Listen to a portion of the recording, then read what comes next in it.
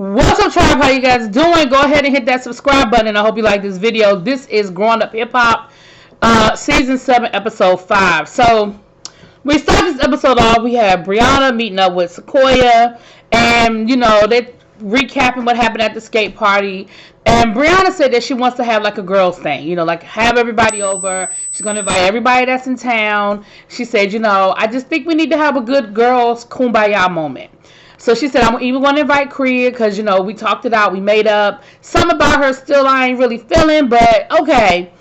And Sequoia says, I really want to like her, but, she made a little snide comment at the skate party. And they show a little flashback of when Kriya made a comment when Sequoia was talking about not being cool about her mom dating Lazy Bone. And she was like, well, your father has dealt with substance abuse, so, you have to know that your mom wanted to, go out and find somebody stable.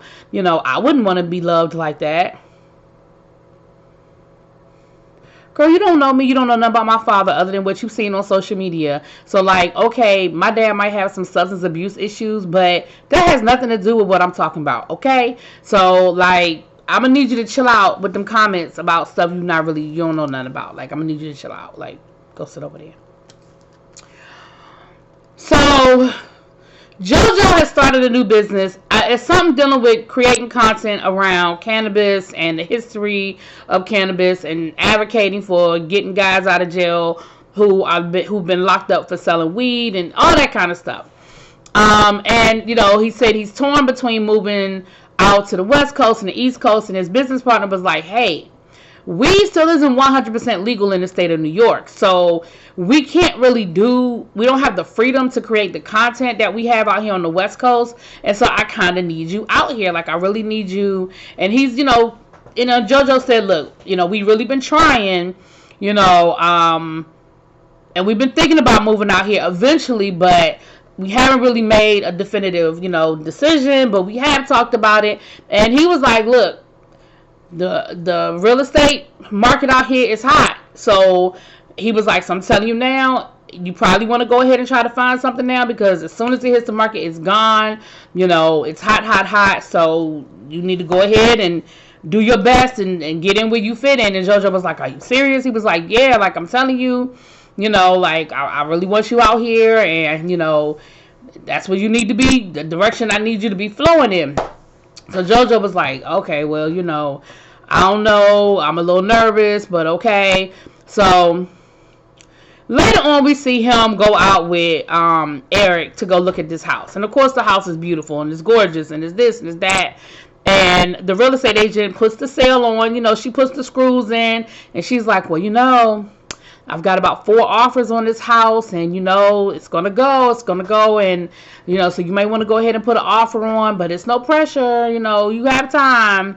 And so, of course, Eric was like, look, man, you like the house, it's perfect, it's in a nice neighborhood, it's outside of the city, so you're not, I would do it if I were you, I would do it. And so JoJo ends up putting an offer on the house, and he was like, I've always wanted to be able to buy my wife a house and just drive her out there and say, here, baby, this is ours.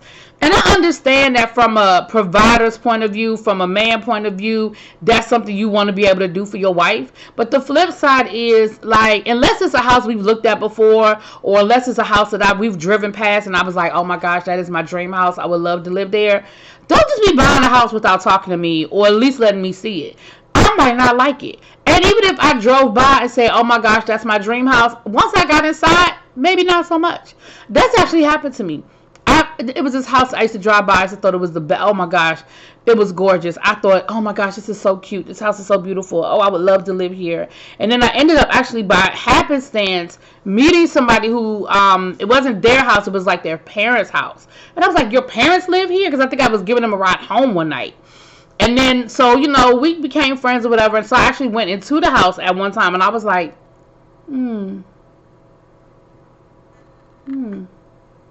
it's cute from the outside. And it wasn't a bad house. Let me be clear. It was a nice house on the inside. It just, the floor plan isn't something I would have wanted for me. Again, nice house, just in case the person's watching. It was a nice house. But it wasn't where if I had gone in and looked at it, I wouldn't have bought it, right? So I get where JoJo's coming from, but I also know that Tanise is gonna be pissed, and we're gonna get to that because she was. So then we meet up with Eric, Lazy Bone, and Sam in the studio. Listen, Sam has got to be probably the most immature, simple-minded person I have ever met. The fact that nobody still wants to film with you, the fact that you and Egypt are still secluded on this show, the only reason why y'all are even on this show is because Pepper's a damn executive producer, okay? Because nobody wants to film. Do you ever wonder why the only time y'all see Sam in the scene is with Eric and a couple of the fellas? Because they're the only, none of the girls want to film with him. Nobody wants to film with him. And they like Egypt, they don't like him. And so that's why you see them secluded from the cast for the last 2 seasons, because nobody wants to film with Sam. Sam, you are simple. So he's talking about the music. He said, nobody really wants to mess with me, and I'm cool with that. I'm okay with that. I mean, Egypt is on tour, I write all the music, but nobody wants to mess with me and give me a chance because they just don't like me. And so, maybe it's better for me to just be behind the scenes. Maybe it's better for me to just stay on the back end and just, write and produce. Which, listen, there's money in writing and producing. There's nothing wrong with being a writer-producer, okay?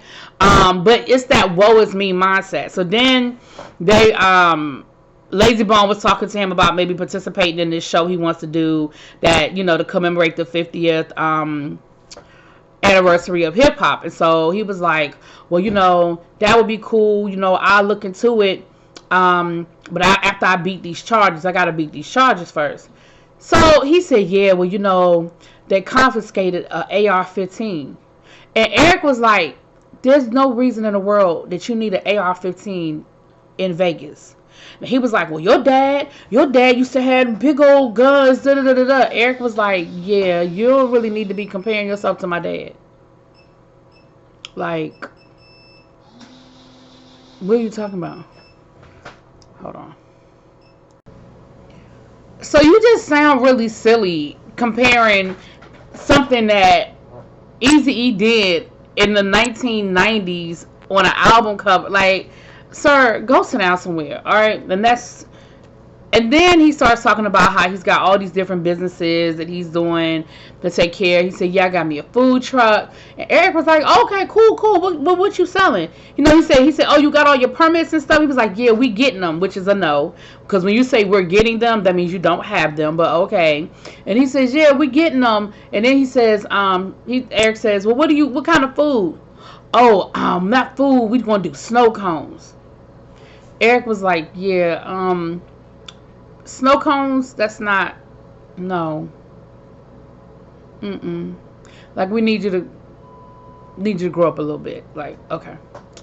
So then we see Vanessa meeting up with Cree. Cree comes in there with this dog in a bag that is really a prop. You know how I know it's a prop? Because later on in the episode, when her and Brianna get into it, and she leaves out of the little venue where they were, she leaves her dog.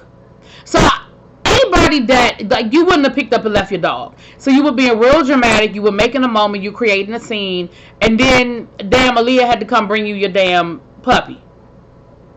Anyway, so Vanessa's talking about, the surgery, everything's going well, yada yada yada, and then Cree was like, people just don't know what I'm going through. Like, people don't know what's going on with me. So, because she asked how was the skate party, and she was like, oh, everything was cool. Everybody, they just, nobody knows what's going on with me. Nobody knows what my situation is. And so I was like, oh my goodness, is she sick? Did something happen?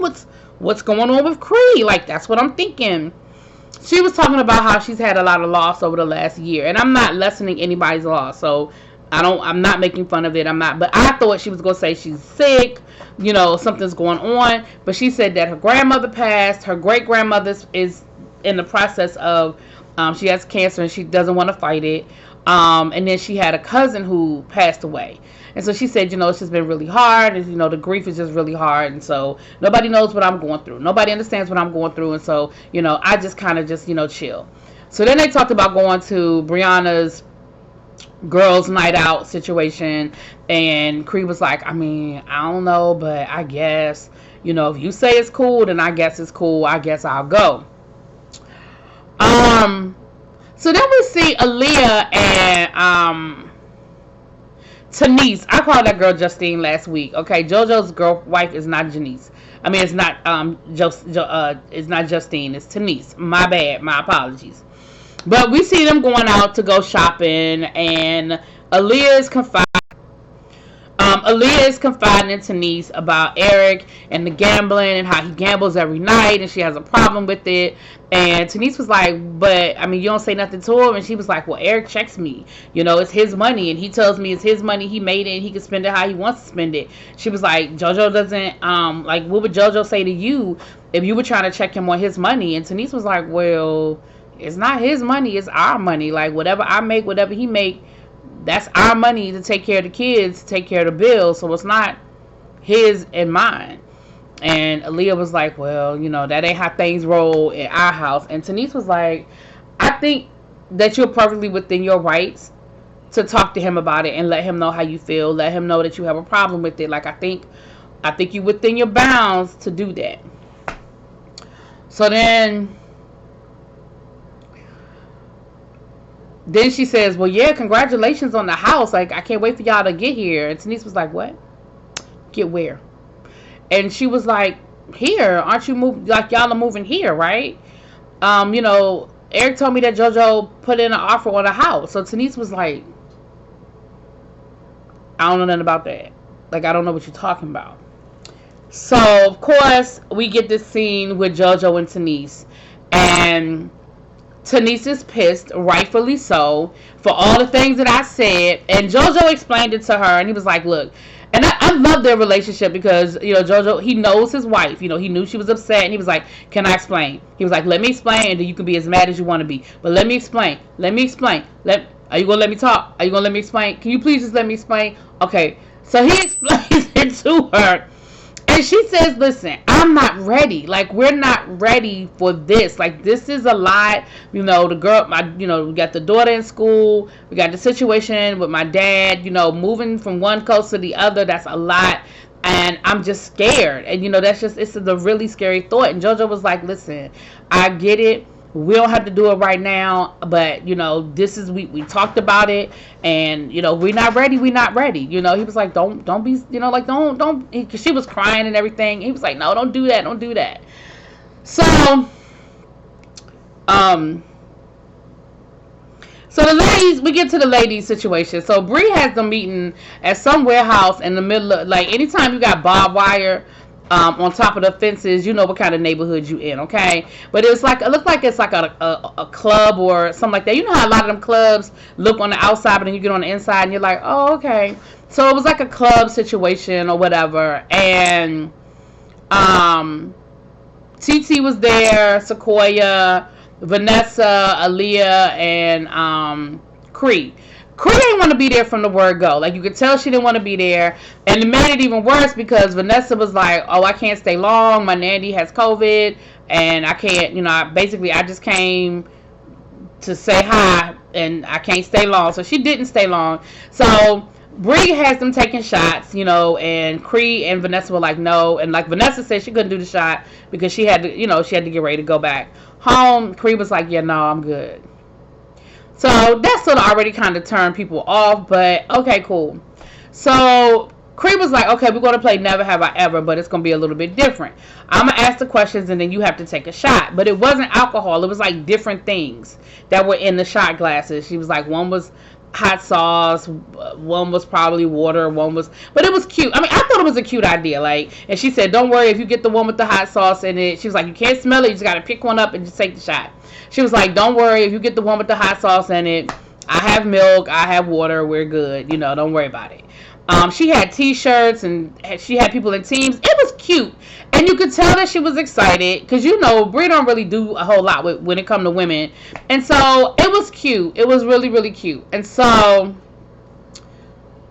then Cree was on her phone and that sort of upset Brie. Brie was like, what are you doing? Like, why are you on your phone?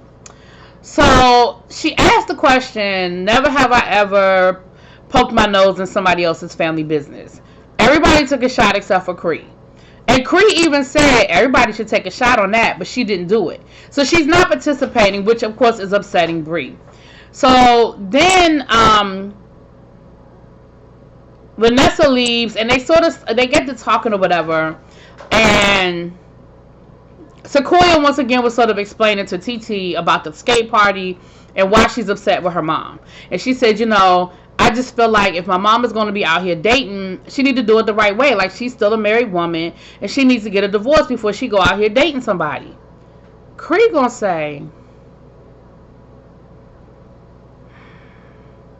well, I mean, what is the issue? Like, what are you upset about? And she was like, I'm upset because she's still a married woman. Like, she didn't get divorced. Like, she needs to get divorced. She needs to, resolve one situation before she goes into another. And Cree says, well, I mean, let's be real here. I mean, like, you were pregnant out of wedlock. I mean, I'm sure your mother, and she was like, so, I mean, what's the deal?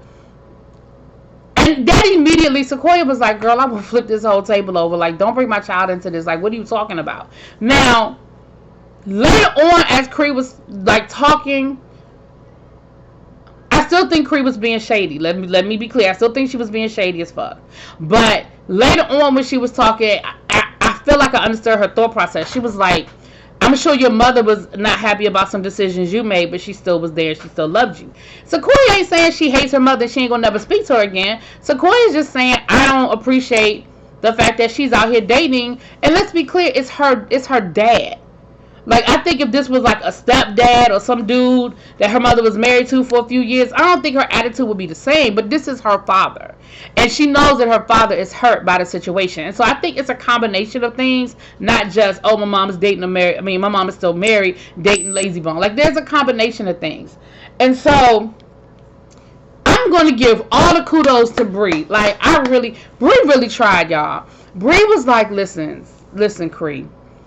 I understand. Like, when I first came around this friend group, I feel like people took everything I said the wrong way. So I'm trying to understand you. I'm trying to understand what you're saying. So, like, it's not so much what you're saying, it's that the way you say things just seem to come off like you're being snide and you're trying to make little snide comments. And Cree was like, I don't know what you're talking about. I'm not being snide. I'm not making snide comments. You just don't know how to take me.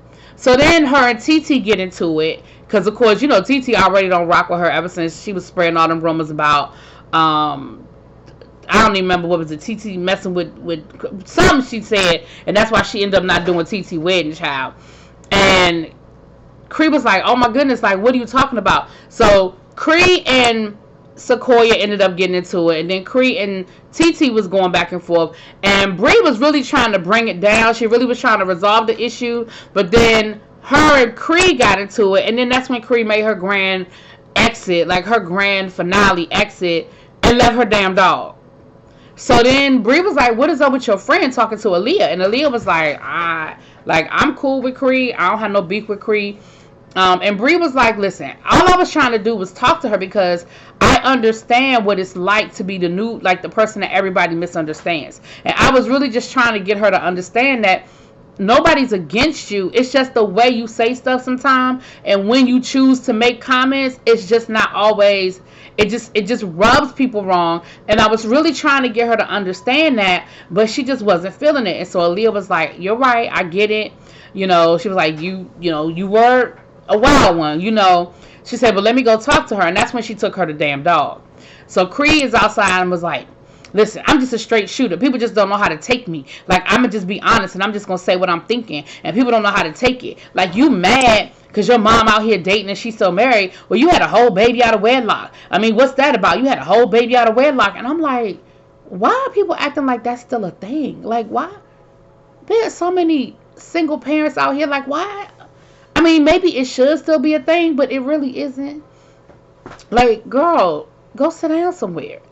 And Aaliyah's trying to talk to her, so then Bree says, let me go talk to her. And Bree wasn't even going out there to argue. She really wasn't. She was really going out there to try to talk to Cree and get her to come back in. But again, Bree is brash and Cree is brash, because Bree goes outside and was like, yo, what's your problem? That's not a way to approach somebody that you're trying to get to calm down and right, you know what I'm saying? So they get to talking, and Bree again is trying to explain to her, like, listen, I'm not trying to argue, I'm not trying to fuss, I'm just saying, like, It's the way you say stuff. She was like, can I talk to you? She was like, you got 2 minutes. Brie was like, see, that's what I'm talking about. Like, all that wasn't necessary. She was like, no, but I'm just saying, my car will be here in 2 minutes. And Brie was like, but the car will wait. Like, you all right. Like, it wasn't necessary for you to be like, you got 2 minutes. She was like, that's what we're talking about. Like, that's the issue. That is what we're trying to explain is a problem. Child. But they weren't able to come to any sort of resolution, and Creed got in that damn car and pulled off. And she was like, Bree told her, well, from now on, when I extend the invitation, just know you're not a part of that list. Like, you're not invited to anything else that I have. Like, your invitation is revoked. Like, anyway, that was it. Y'all let me know what y'all think. I can't believe that was a 20-minute review. Anyway, let me know what y'all think. I'll talk to y'all later. Peace.